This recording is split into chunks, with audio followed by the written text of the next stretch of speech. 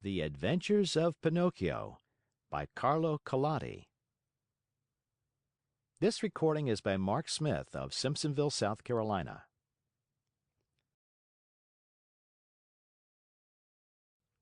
Chapter 31 of The Adventures of Pinocchio. Finally the wagon arrived.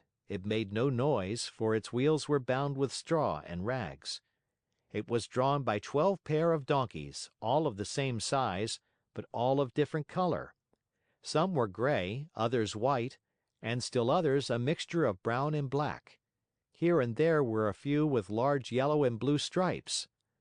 The strangest thing of all was that those 24 donkeys, instead of being iron-shod like any other beast of burden, had on their feet laced shoes made of leather, just like the ones boys wear. And the driver of the wagon? Imagine to yourselves a little fat man, much wider than he was long, round and shiny as a ball of butter, with a face beaming like an apple, a little mouth that always smiled, and a voice small and wheedling like that of a cat begging for food. No sooner did any boy see him than he fell in love with him, and nothing satisfied him but to be allowed to ride in his wagon to that lovely place called the Land of Toys. In fact, the wagon was so closely packed with boys of all ages that it looked like a box of sardines. They were uncomfortable, they were piled one on top of the other, they could hardly breathe, yet not one word of complaint was heard. The thought that in a few hours they would reach a country where there were no schools, no books, no teachers, made these boys so happy that they felt neither hunger, nor thirst, nor sleep, nor discomfort. No sooner had the wagon stopped than the little fat man turned to Lampwick. With bows and smiles, he asked in a wheedling tone, "Tell me, my fine boy, do you also want to come to my wonderful country?" "Indeed I do." "But I warn you, my little dear, there's no more room in the wagon. It is full." "Never mind," answered Lampwick. "If there's no room inside, I can sit on the top of the coach." And with one leap he perched himself there. "What about you, my love?" asked the little man, turning politely to Pinocchio. "What are you going to do? Will you come with us, or do you stay here?" "I stay here," answered Pinocchio. "I want to return home, as I prefer to study and to succeed in life." "May that bring you luck." "Pinocchio," Lampwick called out, "listen to me. Come with us and we'll always be happy." "No, no, no." "Come with us and we'll always be happy," cried 4 other voices from the wagon. "Come with us and we'll always be happy," shouted the 100 and more boys in the wagon, all together. "And if I go with you, what will my good Fairy say?" asked the Marionette, who was beginning to waver and weaken in his good resolutions. "Don't worry so much. Only think that we are going to a land where we shall be allowed to make all the racket we like from morning till night." Pinocchio did not answer, but sighed deeply once, twice, a third time. Finally he said, "Make room for me. I want to go too." "The seats are all filled," answered the little man. "But to show you how much I think of you, take my place as coachman." "And you?" "I'll walk." "No, indeed, I could not permit such a thing. I much prefer riding one of these donkeys," cried Pinocchio. No sooner said than done. He approached the first donkey and tried to mount it.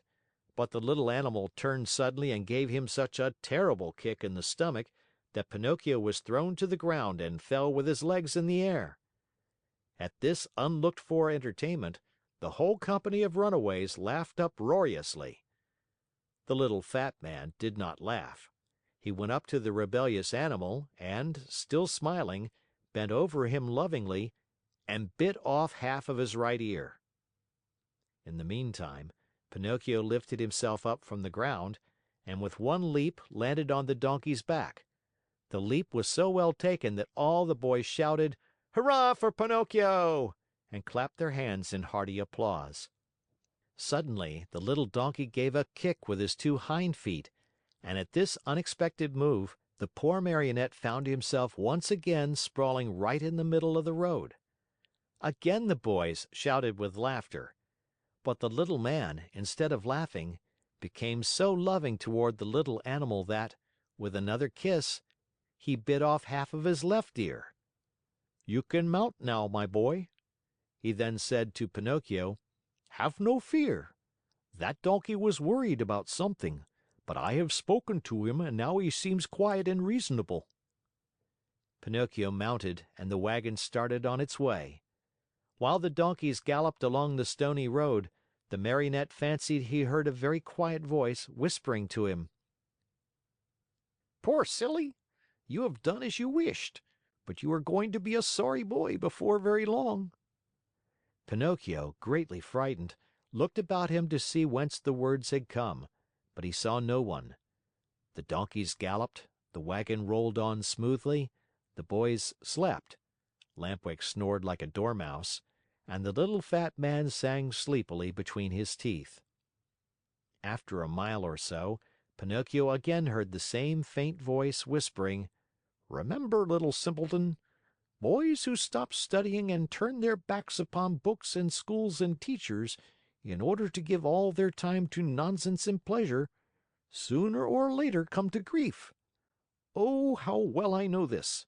How well I can prove it to you! A day will come when you will weep bitterly, even as I am weeping now. But it will be too late." At these whispered words, the Marionette grew more and more frightened. He jumped to the ground, ran up to the donkey on whose back he had been riding, and taking his nose in his hands, looked at him. Think how great was his surprise when he saw that the donkey was weeping, weeping just like a boy. "Hey, Mr. Driver!" cried the Marionette. "Do you know what strange thing is happening here?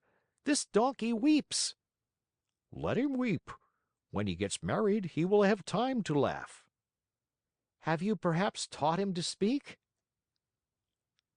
"No, he learned to mumble a few words when he lived for 3 years with a band of trained dogs." "Poor beast!" "Come, come," said the little man. "Do not lose time over a donkey that can weep. Mount quickly and let us go. The night is cool and the road is long." Pinocchio obeyed without another word. The wagon started again. Toward dawn the next morning, they finally reached that much longed for country, the Land of Toys. This great land was entirely different from any other place in the world. Its population, large though it was composed wholly of boys. The oldest were about 14 years of age, the youngest 8. In the street there was such a racket, such shouting, such blowing of trumpets, that it was deafening. Everywhere groups of boys were gathered together. Some played at marbles, at hopscotch, at ball. Others rode on bicycles or on wooden horses. Some played at blindman's buff, others at tag. Here a group played circus, there another sang and recited. A few turned somersaults, others walked on their hands with their feet in the air. Generals in full uniform leading regiments of cardboard soldiers passed by. Laughter, shrieks, howls, catcalls, hand clapping followed this parade. One boy made a noise like a hen, another like a rooster, and a third imitated a lion in his den. All together they created such a pandemonium that it would have been necessary for you to put cotton in your ears. The squares were filled with small wooden theaters, overflowing with boys from morning till night, and on the walls of the houses, written with charcoal, were words like these: "Hurrah for the Land of Toys! Down with arithmetic! No more school!" As soon as they had set foot in that land, Pinocchio, Lampwick, and all the other boys who had traveled with them started out on a tour of investigation. They wandered everywhere, they looked into every nook and corner, house and theater. They became everybody's friend. Who could be happier than they? What with entertainments and parties, the hours, the days, the weeks passed like lightning. "Oh, what a beautiful life this is!" said Pinocchio each time that, by chance, he met his friend Lampwick. Was I right or wrong? Answered Lampwick. And to think you did not want to come! To think that even yesterday the idea came into your head to return home to see your Fairy and to start studying again! If today you are free from pencils and books and school, you owe it to me, to my advice, to my care. Do you admit it? Only true friends count, after all. It's true, Lampwick, it's true. If today I am a really happy boy, it is all because of you. And to think that the teacher, when speaking of you, used to say, "Do not go with that Lampwick. He is a bad companion, and some day he will lead you astray." Poor teacher, answered the other, nodding his head. Indeed, I know how much he disliked me, and how he enjoyed speaking ill of me. But I am of a generous nature, and I gladly forgive him. Great soul, said Pinocchio, fondly embracing his friend. 5 months passed, and the boys continued playing and enjoying themselves from morn till night, without ever seeing a book, or a desk, or a school. But, my children, there came a morning when Pinocchio awoke and found a great surprise awaiting him, a surprise which made him feel very unhappy, as you shall see. Chapter 32 of The Adventures of Pinocchio. Everyone, at one time or another, has found some surprise awaiting him. Of the kind which Pinocchio had on that eventful morning of his life, there are but few. What was it? I will tell you, my dear little readers. On awakening, Pinocchio put his hand up to his head and there he found... Guess. He found that during the night, his ears had grown at least 10 full inches. You must know that the Marionette, even from his birth, had very small ears, so small indeed that to the naked eye they could hardly be seen. Fancy how he felt when he noticed that overnight those two dainty organs had become as long as shoe brushes. He went in search of a mirror, but not finding any, he just filled a basin with water and looked at himself. There he saw what he never could have wished to see. His manly figure was adorned and enriched by a beautiful pair of donkey's ears. I leave you to think of the terrible grief, the shame, the despair of the poor Marionette. He began to cry, to scream, to knock his head against the wall, but the more he shrieked, the longer and the more hairy grew his ears. At those piercing shrieks, a dormouse came into the room, a fat little dormouse who lived upstairs. Seeing Pinocchio so grief-stricken, she asked him anxiously, "What is the matter, dear little neighbor?" "I am sick, my little dormouse, very, very sick, and from an illness which frightens me. Do you understand how to feel the pulse?" "A little." "Feel mine, then, and tell me if I have a fever." The Dormouse took Pinocchio's wrist between her paws, and after a few minutes looked up at him sorrowfully and said, "My friend, I am sorry, but I must give you some very sad news." "What is it?"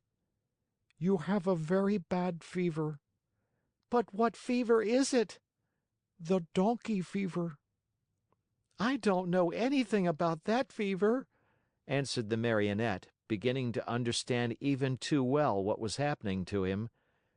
"Then I will tell you all about it," said the Dormouse. "Know then that, within 2 or 3 hours, you will no longer be a Marionette, nor a boy." "What shall I be?" "Within 2 or 3 hours, you will become a real donkey, just like the ones that pull the fruit carts to market." "Oh, what have I done? What have I done?"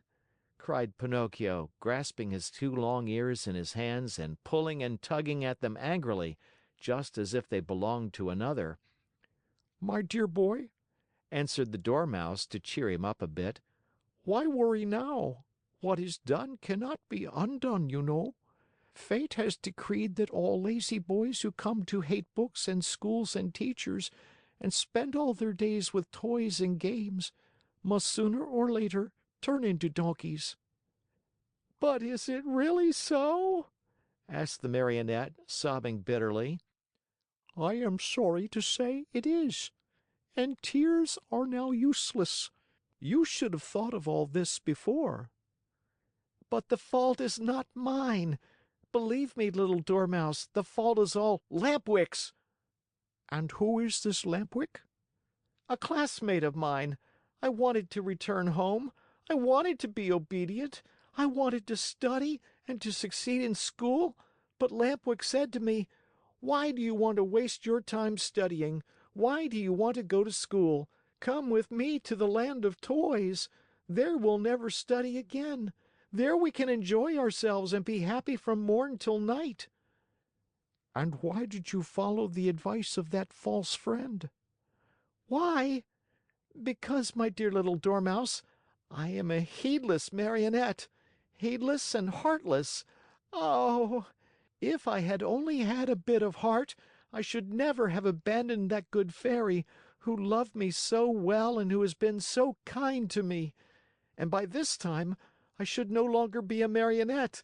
I should have become a real boy, like all these friends of mine. Oh, if I meet Lampwick, I am going to tell him what I think of him, and more too." After this long speech, Pinocchio walked to the door of the room, but when he reached it, remembering his donkey ears, he felt ashamed to show them to the public and turned back. He took a large cotton bag from a shelf, put it on his head, and pulled it far down to his very nose. Thus adorned, he went out.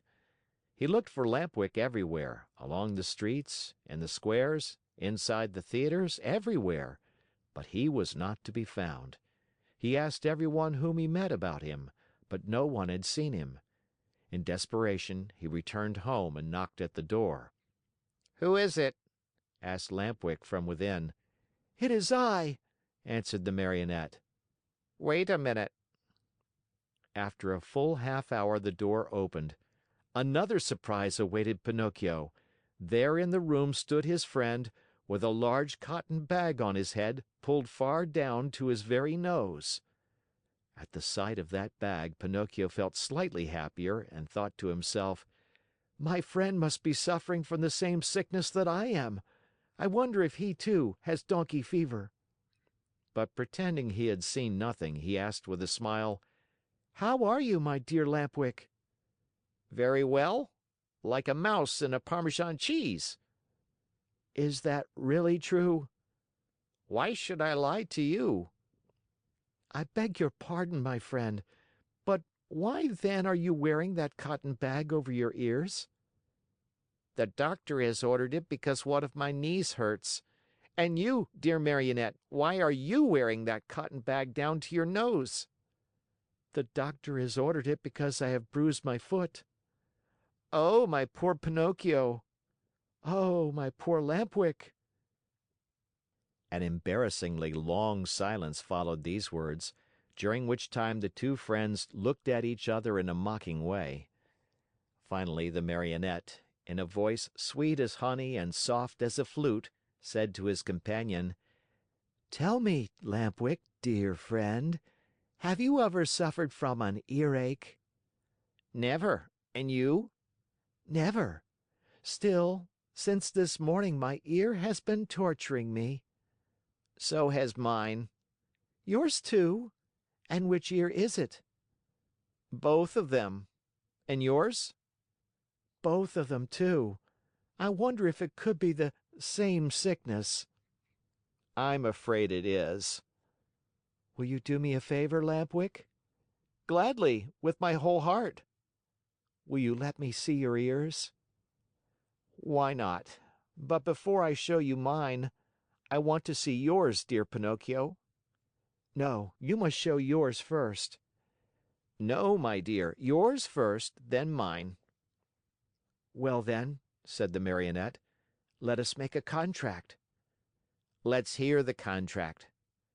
"Let us take off our caps together, all right?" "All right." "Ready then." Pinocchio began to count. 1, 2, 3.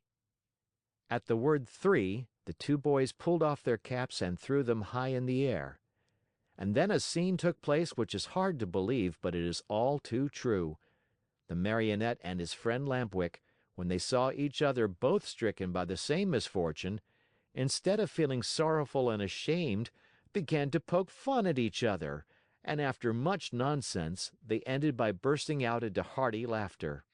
They laughed and laughed and laughed again, laughed till they ached, laughed till they cried. But all of a sudden Lampwick stopped laughing. He tottered and almost fell. Pale as a ghost, he turned to Pinocchio and said, "Help! Help, Pinocchio!" What is the matter? "Oh, help me! I can no longer stand up." I can't either," cried Pinocchio, and his laughter turned to tears as he stumbled about helplessly. They had hardly finished speaking when both of them fell on all fours and began running and jumping around the room. As they ran, their arms turned into legs, their faces lengthened into snouts, and their backs became covered with long gray hairs. This was humiliation enough, but the most horrible moment was the one in which the two poor creatures felt their tails appear. Overcome with shame and grief, they tried to cry and bemoan their fate. But what is done can't be undone.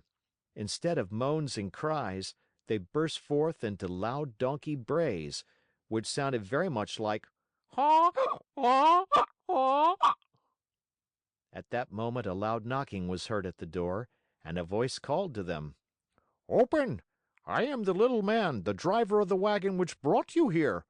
Open, I say, or beware!"